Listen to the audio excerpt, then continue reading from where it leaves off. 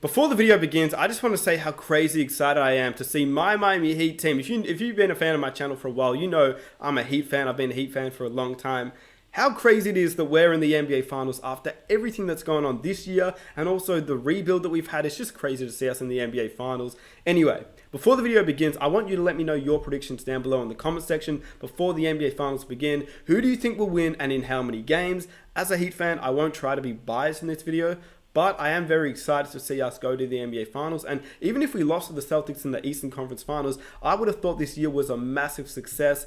We're here now, and we may as well just try and go all the way like the 2004 Detroit Pistons. But let me know your predictions down below. Let me know in how many games. And if you could help me out by hitting that like button, I'd really appreciate that. Subscribe if you're new for NBA content every single week. And let's get on with the video.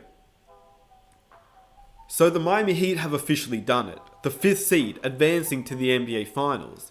In one of the most remarkable seasons in league history, one of the most weird seasons in league history, the Miami Heat are advancing to the NBA Finals.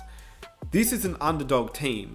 They don't necessarily have a superstar, but they have two all-stars in Jimmy Butler and Bam Adebayo, and a very, very solid supporting cast that are willing to play their role to win a game, to win a series, and to win potentially an NBA championship.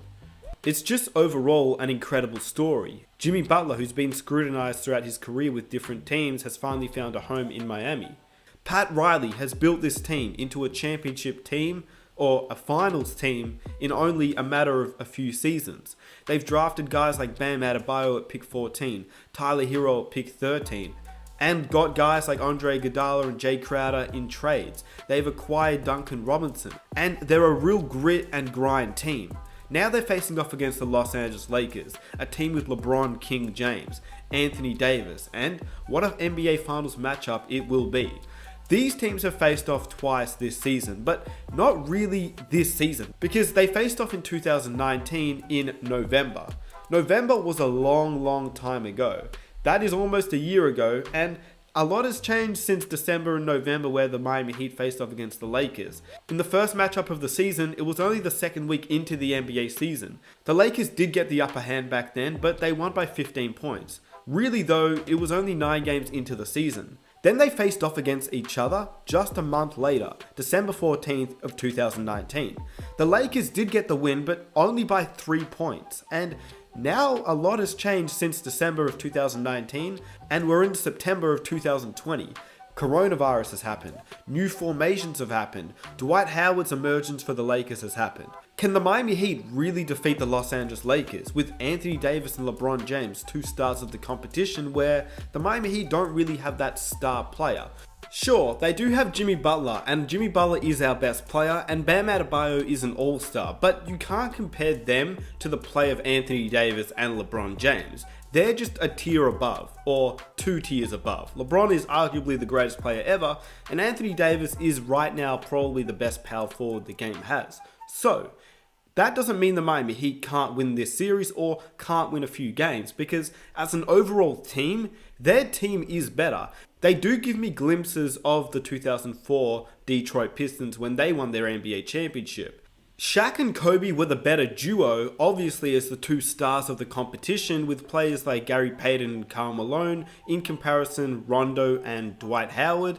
But overall, the Pistons were just a better team. Billups, Rasheed, Rip Hamilton, Ben Wallace. It sort of reminds me of the Miami Heat with Bam Adebayo, Jimmy Butler, Goran Dragic, Andre Iguodala, Jay Crowder, Duncan Robinson, Tyler Hero, all players that are willing to play their role to help the team win, as the Pistons did when they won their 2004 championship. Solid role players that can fit in and play their role to help the team win. They don't rely on the stars. But the overall Miami Heat team, I would say, is a better team. They just play better as a team. But they don't have the stars like Shaq and Kobe, like LeBron James and Anthony Davis. The thing about the Miami Heat is that you don't know who will step up. You don't know who will win the game for them. It could be Andre Iguodala, as we saw in Game 6 of the Boston Celtics win. It could be Tyler Hero. It could be Goran Dragic. It could be somehow Kendrick Nunn, Duncan Robinson. It doesn't necessarily have to be Bam or Jimmy to win the game for the Miami Heat. That is why the Miami Heat actually faced off well against the Lakers, because the Lakers realistically only have their two main stars in LeBron James and Anthony Davis, and if you are able to match up against them well, you can beat this team.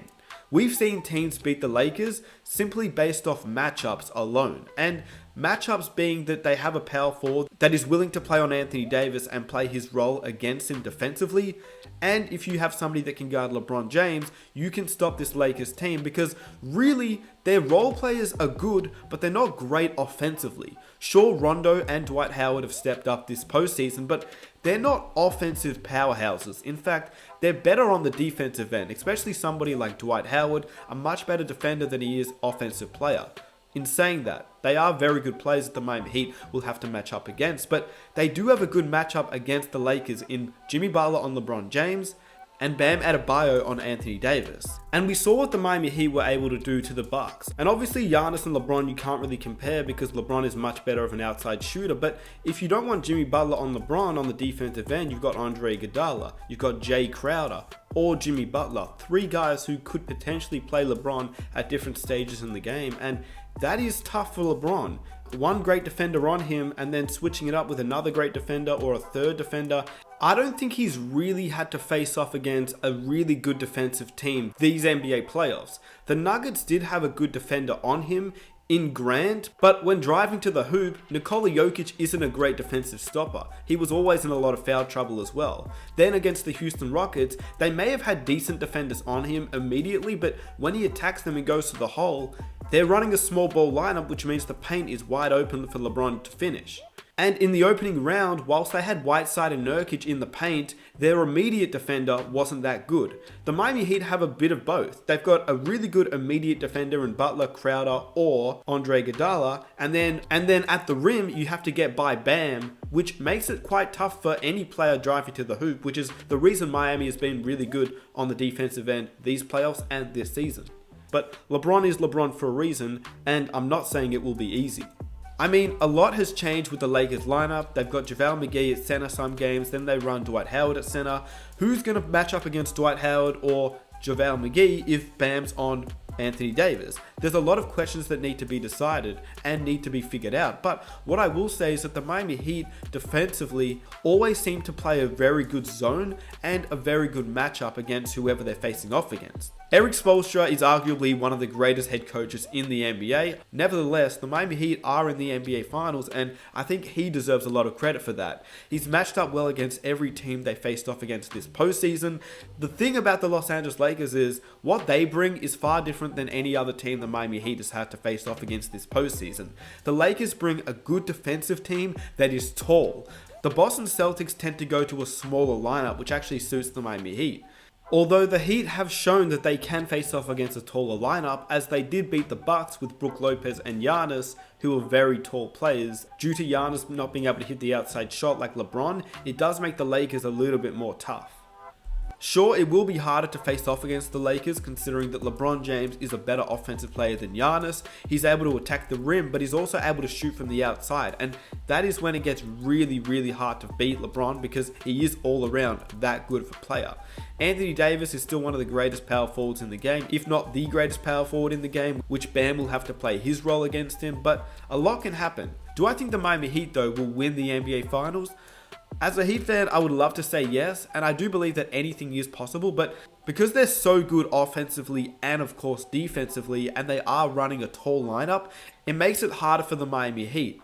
But in saying that, I do think it will be 7 games. I think the Miami Heat will force it to 7 games, and that's because I believe if Miami can stay with the Lakers throughout 3 quarters, they have the opportunity in that 4th quarter to get somebody hot, whether it's Tyler Hero, Duncan Robinson, Goran Dragic, Kelly Olynyk, whoever it is, somebody in that 4th can get hot and get the Miami Heat maybe 1 or 2 wins in this series, potentially 3, and maybe if they're lucky, 4 wins in this series. But they have to hang with the Lakers throughout 3 quarters, because the Lakers, they don't really have that third option that can really go for 30 points a night. Rondo is good, but he's not going to go for 30. Dwight is great, but he's not going to go for 30. He's more of a defensive stopper. Literally, there are so many players on this Miami Heat team that can get hot at any moment, which makes it very exciting to watch and very exciting to see what happens these NBA Finals. With that said, let me know what you believe will happen. Let me know what your predictions are and in how many games as well. It's been your boy Nick Smith. Leave a like if you enjoyed the video. Subscribe if you're new, and I'll catch you guys in my next one. I am out. Peace.